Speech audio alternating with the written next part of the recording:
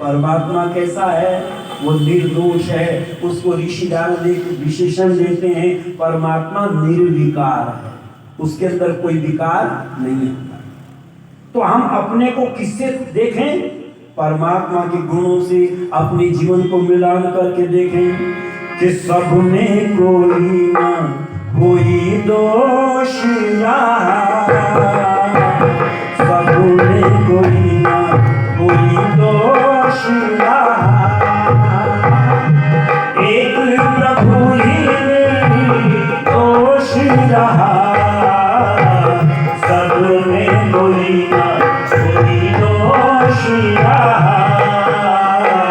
सब में कोई ना कोई दोष एक प्रभु ही दोष रहा सब में कोई ना कोई दोष सब में कोई ना कोई दोष वेद शास्त्र का पंडित ज्ञानी रावण था पर बड़ा अभिमानी। वेद शास्त्र का पंडित ज्ञानी रावण था पर बड़ा अभिमानी। शिव का भक्त भी सिया कर बैठा ऐसी नादानी। राम से हरि दम होशिया राम से हरि दम होशिया एक प्रभु ही दोष रहा सब में कोई ना कोई दोष सब में कोई ना कोई दोष एक प्रभु ही दोष सब में कोई ना कोई दोष। देखो, रावण भी साधारण व्यक्ति नहीं था। श्री राम ने वेद पढ़े तो रावण ने भी वेद पढ़े, वेद का भाष्य भी किया। श्री राम बलवान थे तो रावण भी कमजोर नहीं था। श्री राम सुंदर थे तो रावण भी बदसूरत नहीं था। श्री राम धनवान थे तो रावण भी कंगाल नहीं था।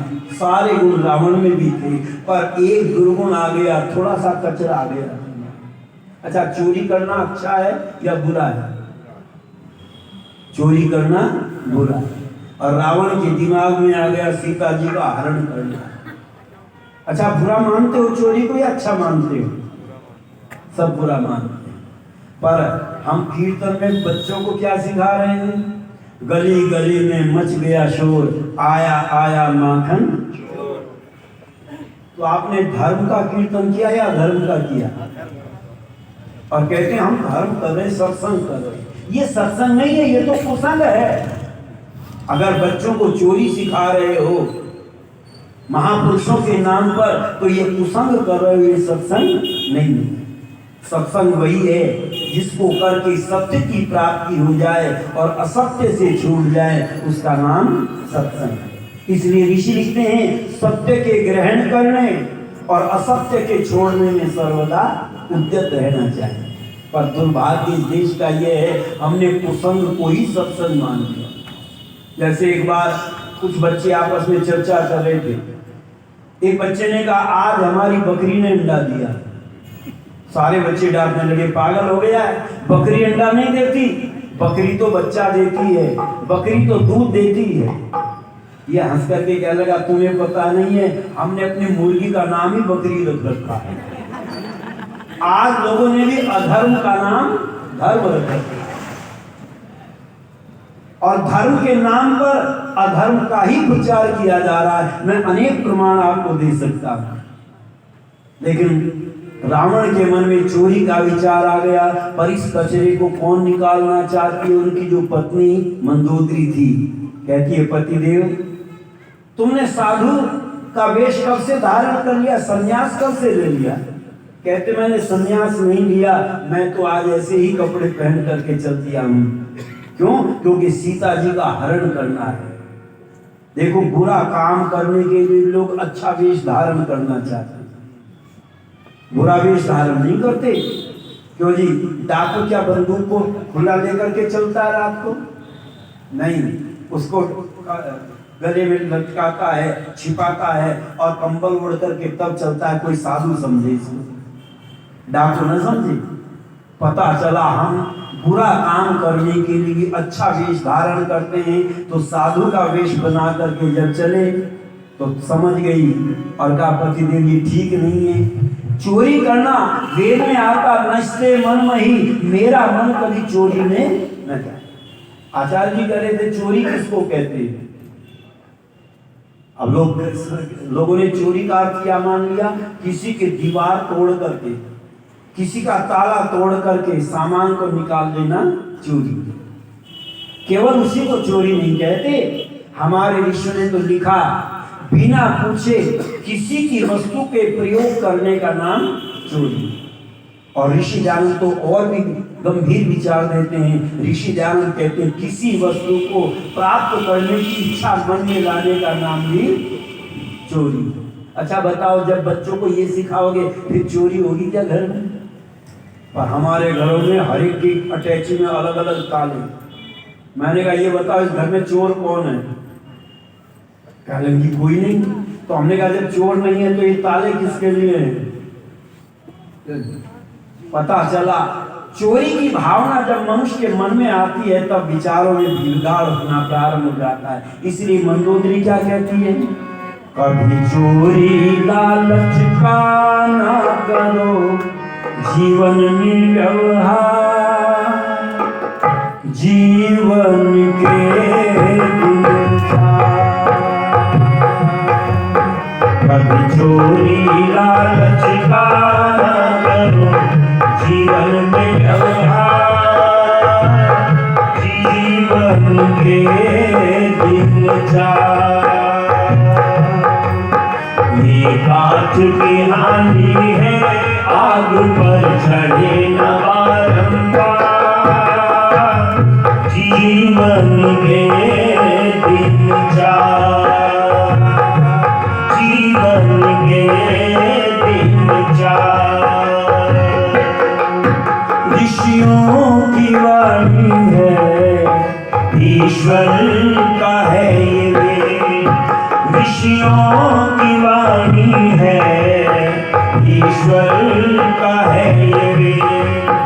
जिस थाली में खाओ उसमें करो नशे, ये सत्य जिसने जाना हो गया उसका बेड़ा पार, जीवन के दिन जीवन के दिन कभी चोरी लालच का ना करो, जीवन में व्यवहार, जीवन के दिन जीवन के दिन प्रभु का भजन तू कर, धन को न बिछुआ। प्रभु का भजन तू कर, धन को न बिछुआ। व्यापार जग करे, मन को न बिछुआ। व्यापार जग करे, मन को न बिछुआ। प्यार की भाषा से जीत ले सबके मन का प्यार, जीवन के दिन जीवन के दिन कभी चोरी लालच का ना